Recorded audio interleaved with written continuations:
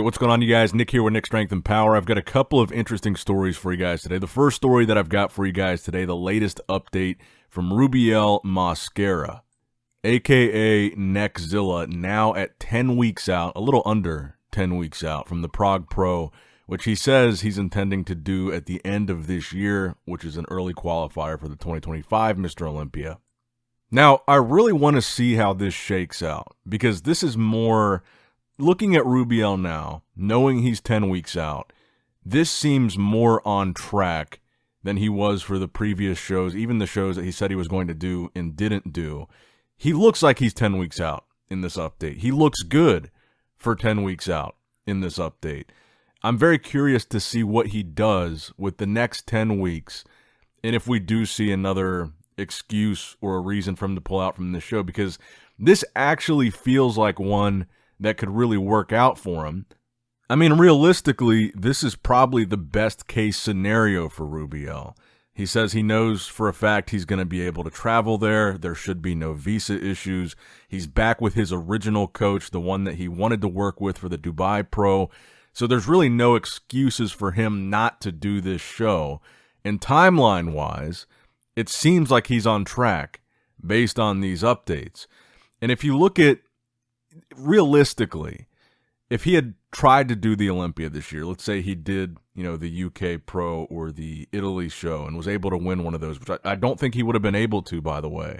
So I think it was probably good that he pulled out anyway. I just don't think he ever should have said he was going to do them. But he would have kind of rushed into either Italy or UK. And then if he did qualify for this year's Mr. Olympia, he'd only have a few more weeks to prepare for the Olympia. And based on these updates, like I said, he looks good for 10 weeks out. But keep in mind, the UK Pro is just this past weekend. Italy was just a couple weeks ago. It doesn't look like he would have even been in shape for those shows anyway. But had he managed to win one, qualify for the Olympia, I think it would have been kind of last minute. So my point in saying all that is I think this is probably the best case scenario for him, having 10 more weeks to do a show at the end of the year, getting a very early qualification for the 2025 Mr. Olympia, and then having essentially all year in 2025 to focus only on that Olympia, getting his visa, figuring out whatever it is he needs to figure out so that he can travel to the States and compete, plan out all that stuff way ahead of time before the Olympia, and focus only on that prep, having no other distractions. So I'm hoping this is the one that he actually does. He doesn't pull out, and he's able to set himself up a nice little scenario for his debut on the Olympia stage. Again, and this would also be assuming that he wins the Prague Pro, and I really don't know who's doing that show. Samson, I feel like Samson might do it. Samson has that kind of track record of competing after the Olympia consistently now. So if Samson does it, I really don't see Rubiel beating Samson.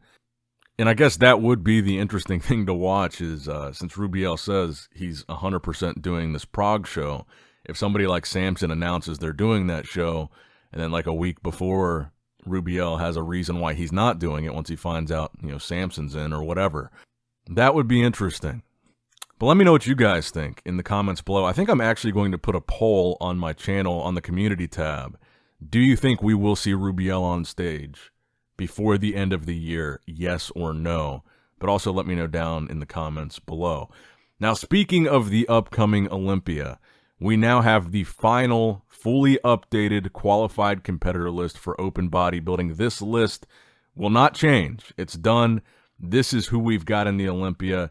And we know, I believe Tonio is the only one that we know for sure will not be there of this list, Tonio Burton. And Big Rami's not even listed here because we already know he's not doing it as well, according to Dan Solomon. So you've got Derek Lunsford, Hadi Chupin, Samson Dauda, Theo Laguerrier, who I believe qualified in one of the shows towards the end of 2023, Raphael Brandau, Martin Fitzwater, Nick Walker, Tonio Burton, Akeem Williams, Brandon Curry, William Bonac, Behruz Tabani. I guess you could kind of put him down as a maybe, depending on what happens with his visa. Nathan Diasha, you could probably also put him down as a maybe. I haven't really heard any updates on either Behruz or Nathan. that would suggest there's been significant progress on them getting into the States. John Jewett, Mo Fuda, John De La Rosa, Andrew Jacked, Hunter Labrada, and Bruno Santos, who just won this past weekend's Europa Pro in the UK. So I think now that we have this list in front of us of everybody doing the show, for me, I think you can look at this, and I would say my tentative top 6, again, in no particular order. I feel like you would have to have Derek, Hadi, and Samson in there right off the bat. For, again, no particular order.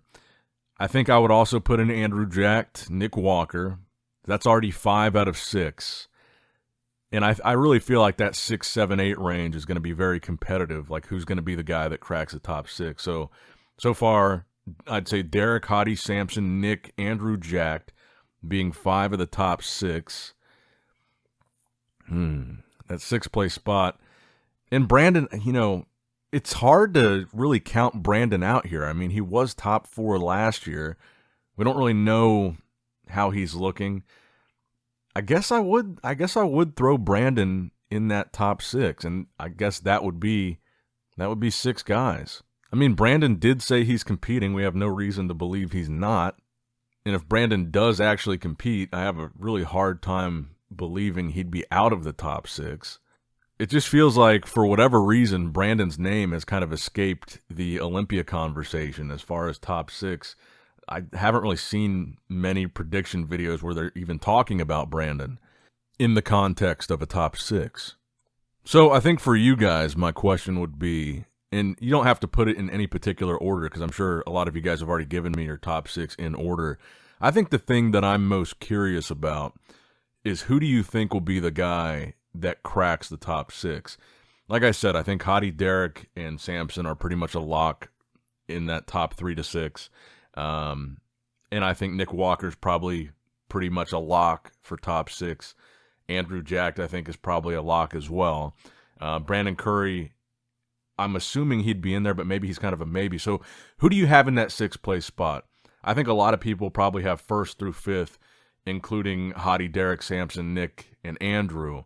But I feel like 6 and 7 are going to be the interesting spots that maybe someone new cracks into. Or even potentially somebody old that once placed higher maybe slips into a 6 or 7 spot. That's also possible as well. But let's go ahead and look at some of these guys, because we just got an update from Nick Walker where he's showing off his quads. I would say that would be one of the points that a lot of people were concerned about, specifically with a lot of the hype for Samson. And when Samson beat Nick at the Arnold, the quads were like a big focal point in Nick losing at the Arnold. And then also you've got the hamstring injury that Nick had. So I think the quads are an important aspect. I think they did look improved at the New York Pro compared to how they looked at the Arnold where he lost to Samson, but maybe still not enough. But I wanted to include this update because I was impressed, not necessarily in terms of like the separation in his legs, but his legs are clearly pumped here. And just the volume of his quads to me in this picture, they looked big, and obviously they're pumped. Obviously, this was from a leg day training session, but I thought his quads looked pretty big here.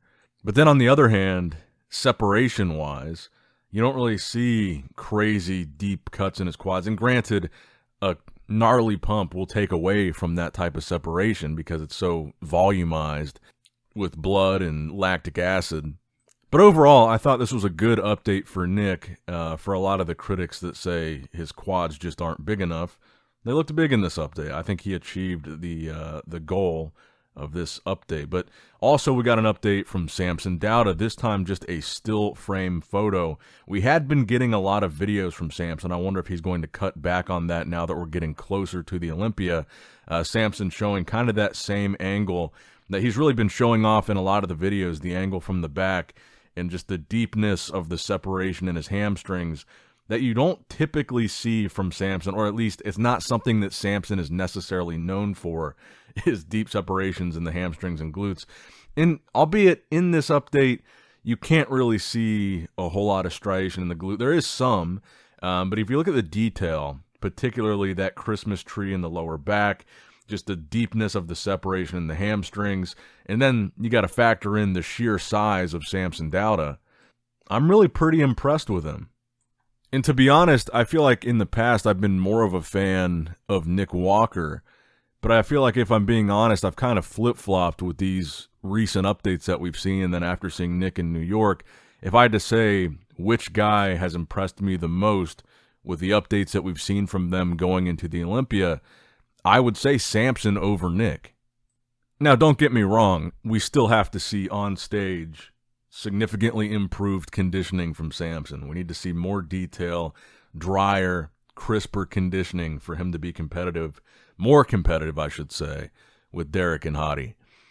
But it's updates like this where he's showing off his hamstring. You can see a lot of detail in his lower back that I'm like, man, it looks like Samson is on track. He looks really good. And then the final story that I've got for you guys today, an update from Derek Lunsford. And I guess I should have also put the caveat on both Nick and Samson's updates that we're now under 4 weeks out from the Olympia. So all these updates are 4 week out Olympia updates.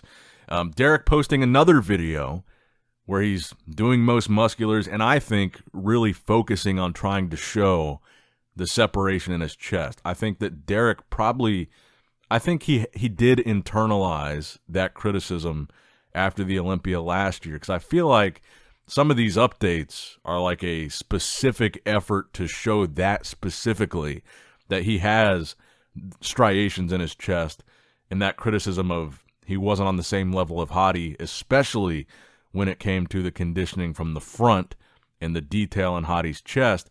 I feel like Derek is really consciously trying to show that off in these updates. And I would honestly say when it comes to that aspect of Derek's physique, striations in the chest, this is probably one of the more impressive updates I've seen of Derek. Because obviously if we're talking about updates of Derek's back, those are probably going to be his most impressive updates overall. But when it comes to updates specifically focusing on a most muscular or his chest, this is probably one of the more detailed updates that I've seen of his chest. But let me know what you guys think in the comments down below. We're getting really close to the Olympia now, less than a month away, so I'm assuming we're going to start seeing a lot more updates like these from a lot of these top guys, and we'll have a lot more to talk about in the coming weeks leading up to the Olympia. But let me know what you guys think in the comments below. That's going to wrap it up. Hope you guys enjoyed it. Make sure you like, comment, subscribe, click the bell notification icon, all that good stuff. And as always, I love you guys. Appreciate you guys. Nick Strength and Power, signing out. All right, guys, don't forget to click that like button and subscribe to this channel if you enjoy the content. Also, check out my Instagram at NICKS&P, my Facebook page, which is simply Nick Strength and Power, my secondary YouTube channel, Nick Strength and Vlogs, for vlogs and bonus content that you will not see on this channel. And consider subscribing to my third YouTube channel, Nick Strength and Pokemon, which is all things Pokemon and trading card games, completely unrelated to this channel. So if you're into that, give that one a look. And all links to merchandise and social media will be in the description box below. If you guys want a Nick Strength and Power t-shirt, that will be in the Shopify link below. Have a great day.